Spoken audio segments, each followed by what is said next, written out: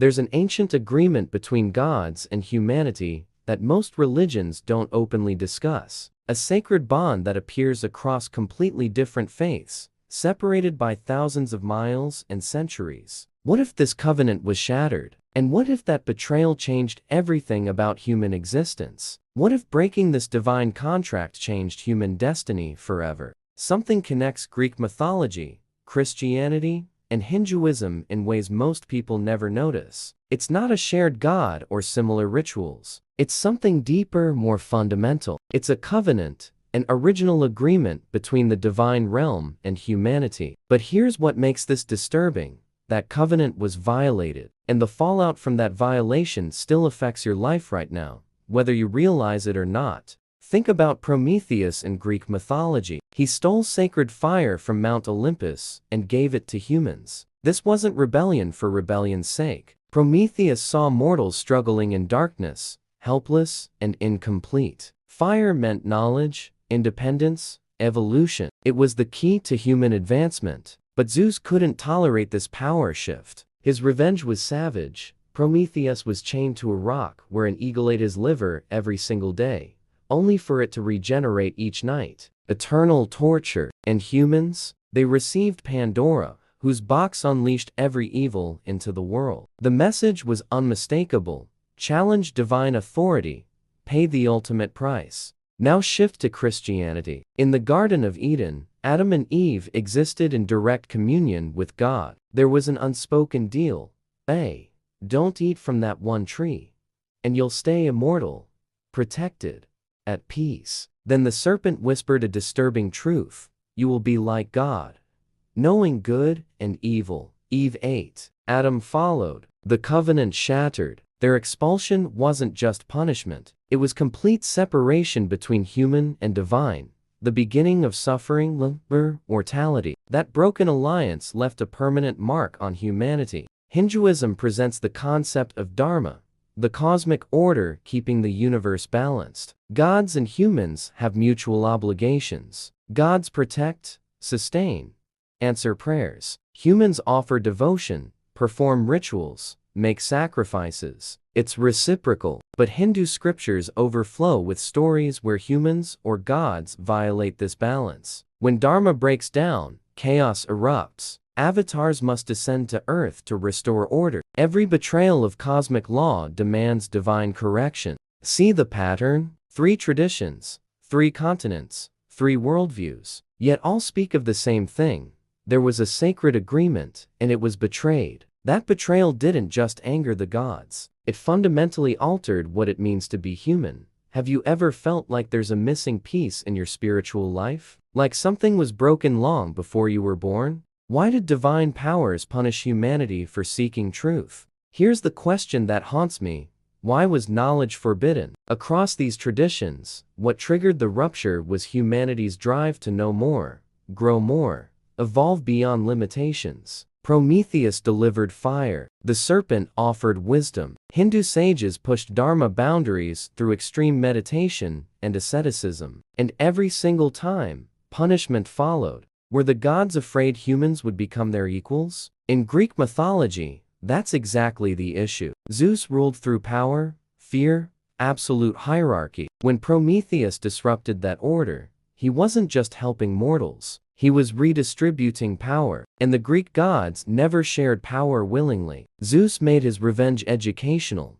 He turned knowledge into curse. Fire brought progress, sure, but also warfare, destruction, and checked ambition. Christianity traditionally interprets Adam and Eve's fall as pure disobedience. But there's another layer here. The forbidden fruit came from the tree of knowledge of good and evil. Before eating it, Adam and Eve were innocent, but also unconscious. They had no real choice, no moral autonomy. Eating the fruit made them aware. They gained free will. But God didn't celebrate this evolution. Instead, He expelled them. Why? Because awareness brings responsibility. It brings judgment. It brings the ability to question your creator. Here's where Hinduism gets fascinating. Unlike the other traditions, Hinduism doesn't view knowledge as threatening. Spiritual knowledge is actually the path to liberation, to moksha. But there's a crucial detail.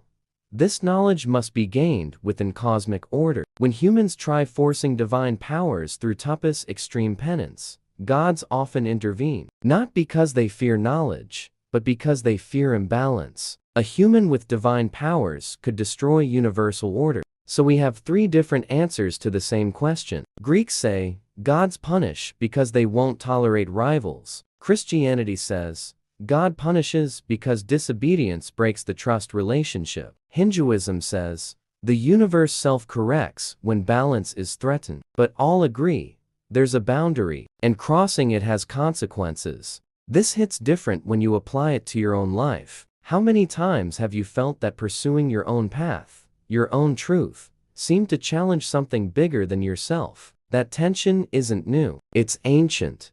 How did this broken agreement create the gap between earth and heaven? Before betrayal, there was closeness. Humans and gods coexisted, even if on different levels. In Greece, gods walked among mortals, involved themselves in human affairs, had children with them. In Eden, God strolled through the garden and spoke directly with Adam. In Vedic Hinduism, gods descended to participate in sacrifices, tangibly present. The distance between sacred and mundane was smaller. But when the covenant broke, something shifted permanently. Prometheus's punishment symbolizes this separation. He was chained away from Olympus and away from humanity, suspended between two worlds, belonging to neither. Humans received fire, but lost direct divine protection. Zeus withdrew. The gods became unpredictable, capricious, distant. The Golden Age ended. The relationship became transactional. You offer sacrifices, maybe I'll respond. No more guarantees. Trust was replaced by ritual. In Christianity, Eden's expulsion marks the beginning of mediation. Adam and Eve spoke directly with God. But after the fall, communication required intermediaries, prophets, priests, animal sacrifices, temples, and eventually, in Christian theology, Jesus himself as the final mediator. The separation ran so deep that only divine sacrifice could bridge it. The temple veil tore, they say, at the moment of crucifixion. But even then, the distance remains. You don't see God. You believe. You have faith. But that direct presence from Eden? Gone. Hinduism offers a different but equally profound view. The separation isn't permanent. It's cyclical. Each era, Yuga, sees the connection between humans and gods weaken. In the Golden Age, Satya Yuga, humans were naturally virtuous and gods were accessible. But as ages progress, Dharma deteriorates. We're in Kali Yuga, the Dark Age, where divine connection is hardest, but not impossible. Through devotion, meditation, renunciation, you can pierce the veil. The separation is real, but can be transcended. So here's the uncomfortable truth, that covenant betrayal created a gap, a distance. You feel it when you pray and silence answers, when you seek signs and find only doubts, when you ask, why, and nobody responds. The broken agreement isn't ancient history. It's your daily reality. If this resonates deep in your soul, drop a comment with one word that describes your spiritual journey right now. And if this is making you see things differently, hit that like button. What if you hold the key to restoring what was lost? But what if the story doesn't end with separation? What if there's a way to restore what was broken? Each tradition offers a path, and surprisingly, they all demand the same thing from you: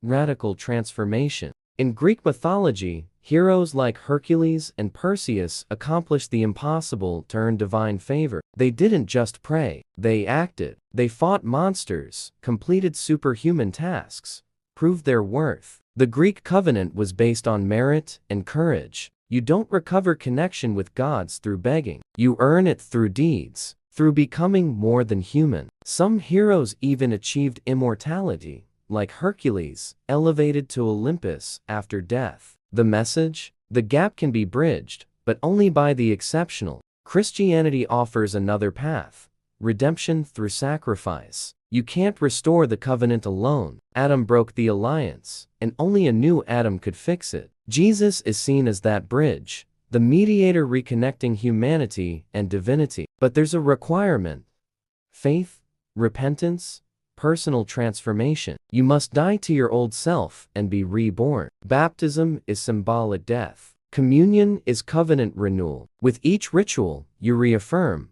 I choose to return. I choose to reconnect. The covenant is available, but it demands complete surrender. In Hinduism, the path is moksha, liberation from the cycle of birth and death. But how do you get there? Through karma yoga, right action, bhakti yoga, devotion, jnana yoga, knowledge, or raja yoga, meditation. Each person has their path, but all require discipline, ego renunciation, constant seeking. You don't negotiate with gods. You dissolve into the divine. You become one with Brahman, ultimate reality. The covenant isn't restored. You realize it was never truly broken. Separation was illusion. You were always divine. So here's the final question. What are you willing to do? Greek mythology demands courage. Christianity demands faith. Hinduism demands self-discovery. But all agree, reconnection is possible. The covenant is waiting. You just need to choose your path and commit completely.